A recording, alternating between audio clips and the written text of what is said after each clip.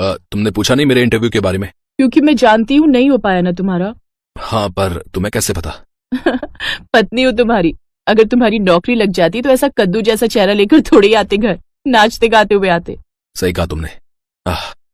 ये नौकरी भी हाथ से निकल गई। चिंता क्यों करते हो, भगवान पर भरोसा रखो, सब ठीक हो जाएगा।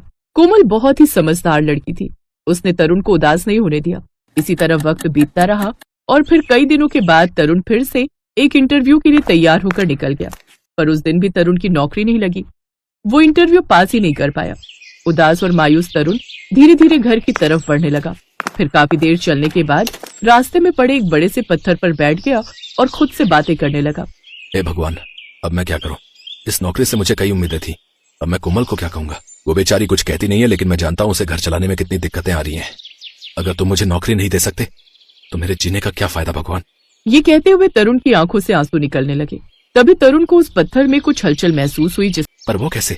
मैं आपको सब कुछ दे सकता हूँ, पर एक बात है, ना तो मुझे खाना बनाना आता है और ना ही मैं आपको खाने के लिए कुछ दे सकता हूँ। छे, कैसे जिन्नो तुम? खाना नहीं दे सकते तो फिर किस काम के हो तुम? असल में बात ऐसी है, जब जिन्नों की दुनिया में वो खाना बनाने वाला जादू सिखाया जा रहा था तब मैं सो गया था, तो बस इसीलिए। अच्छा ठीक है, अब तुम मुझे ये बताओ कि तुम मेरे लिए क्या कर सकते हो? मैं मैं सब कुछ कर सकता हूं, पर मैं वैसे वाला जिन नहीं हूं मेरे आका। अगर आपको मुझसे कुछ भी चाहिए तो आपको पहले मुझे खुश करना होगा। हैं? ये क्या बात हुई? जिन तो ऐसा नहीं करते हैं। मैंने कहा ना, मैं अलग जिन हूं। तो अगर आपको मुझसे कुछ भी चाहिए तो पहले मुझे खुश करो। अच्छा, तो मैं मांगता हूं। अरे रुको आका, ऐसे नहीं। मतलब ऐसे ही तो मांगते ना अपनी इच्छा। नहीं मेरे आका, जैसे मैंने कहा कि मैं जादू से खाना नहीं बना पाता हूं, पता। पर वो बैठा हुआ था। अरे ये क्या, भूकंप आ रहा है क्या? भूकंप नहीं है, ये मैं हूं। कौन हो तुम दिखाई क्यों नहीं दे रहे हो? सामने आओ। तरुण के ऐसा कहते ही अचानक उसे अपने सामने एक नीले रंग की बोतल दिखाई दी। वो बोतल कोई आम बोतल नहीं थी, बल्कि बहुत ही चमकदार और सुंदर बोतल थी। असल में वो भारी आवाज उसी बोतल से आ रही थी।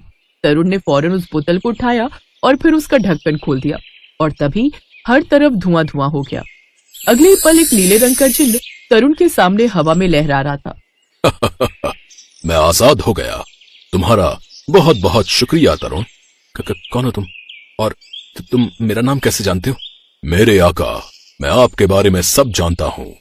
आप आज भी नौकरी की तलाश में गए थे, पर आपको नौकरी नहीं मिली। मुझे सब पता है। तुम मेरा और मेरी गरीबी का मजाक उड़ा रहे हो? नहीं मेरे आका, मैं तो आपकी गरीबी दूर करने आया हूं। क्या सच में? मैंने कितने सालों से खाना नहीं खाया है, तो पहले मुझे कुछ बढ़िया खिलाओ, फिर मैं आपकी इच्छा पूरी करूंगा। अगर ऐसी बात है तो फिर चलो, मैं तुम्हें अपने घर ले चलता हूं। मेरी पत्नी बहुत ही अच्छा खाना बनाती है, और उसके हाथ का हलवा खाओगे ना तो कसम से उंगलियां चाटने लगोगे। अच्छा, तो फिर आका जल्दी से मुझे मालकिन के पास ले चलो, मुझे बहुत तेज भूख लगी है। थोड़ी देर बाद तरुण जिन्न को लेकर अपने घर पहुंच गया। आका, वो आप कुछ हलवे की बात कर रहे थे। तरुण ने कोमल को इशारा किया और कोमल हलवा बनाने में लग गई। थोड़ी देर बाद वो ढेर सारा हलवा बनाकर लाई और जिन्न को खाने को दे दिया। और फिर आहा, कितना बढ़िया था ये हलवा। अब बताओ मेरे आका, क्या चाहिए आपको? हमें दुनिया का सबसे अमीर आदमी बना दो। ये मैं नहीं कर सकता। नहीं कर सकते? पर क्यों? मैंने कहा था ना कि मैं अलग टाइप का जिन हूं। आपने जो हलवा खिलाया मुझे वो उतना भी अच्छा नहीं था, मैं उससे खुश नहीं हुआ, लेकिन फिर भी मालकिन ने इतनी मेहनत की है, तो मैं क्या मांगती हो आप? अच्छा, तो मेरा ये घर बड़ा बना दो। जो हुक्म मेरी मालकिन। अगले ही पल तरुण और कोमल का छोटा सा घर एक बड़े बंगले में बदल गया। ये देखकर तरुण और कोमल बहुत खुश हुए। अब उन्हें जिन्न को खुश करने का तरीका जो मिल गया था। अब तो कोमल रोज जिन्न के लिए केक बनाती और फिर जिन्न उनकी ख्वाहिशें पूरी कर देता। कभी गाड़ी, कभी ढेर सारा पैसा। दूसरी तरफ धीरे धीरे जिन्न को केक का चस्का लग गया। मालकिन, केक कहाँ है? आज नहीं बनाया। रोज रोज केक खाना अच्छी बात नहीं होती, तुम आज कुछ और खाओ।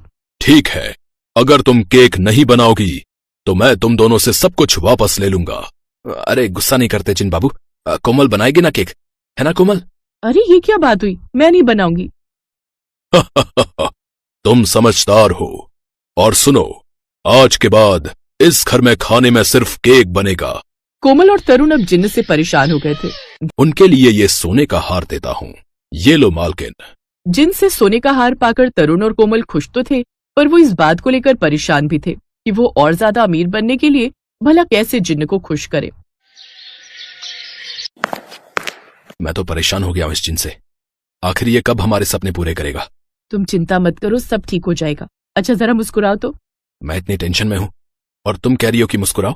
हाँ, आज हमारी शादी की सालगिरह है। लगता है आप भूल गए, पर मैं नहीं भूली। ये देखो, मैंने अपने हाथों से केक बनाए। उन दोनों ने केक काटा और एक दूसरे को खिलाया। तभी कोमल, थोड़ा केक उस जिन को भी दे दो। हम इतना केक खा नहीं पाएंगे। कोमल ने बचा हुआ केक जिन्न को दे दिया। उधर जैसे ही जिन्न ने केक खाया, उसकी आंखें बंद हो गई। मालकिन, ये क्या चीज खिला दी आपने? इसे केक कहते हैं। तुम्हें पसंद आया? पसंद? अरे कमाल की चीज है ये तो। मैं बहुत खुश हूं। आपने इतना अच्छा केक खिलाया। मांगिए। धीरे धीरे उनका गुस्सा बढ़ने लगा और फिर एक दिन तो हद ही हो गई।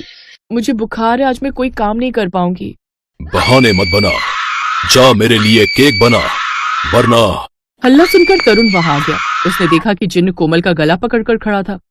कोमल की सांसें उखड़ रही थीं। तभी उसने कुछ सोचकर अलमारी में रखी वही नीली बोतल उठाई जिसमें से वो जिन्न बाहर निकला था। छोड़ दे मेरी कोमल को, वरना। ये क्या कर रहे हो तरुण? अगर मैं वापस चला गया तो फिर ये सब भी मेरे साथ ही चला जाएगा। तुम फिर से गरीब बन जाओगे। मुझे मंजूर है, पर अब तुम अपनी हद पार करने लगे हो।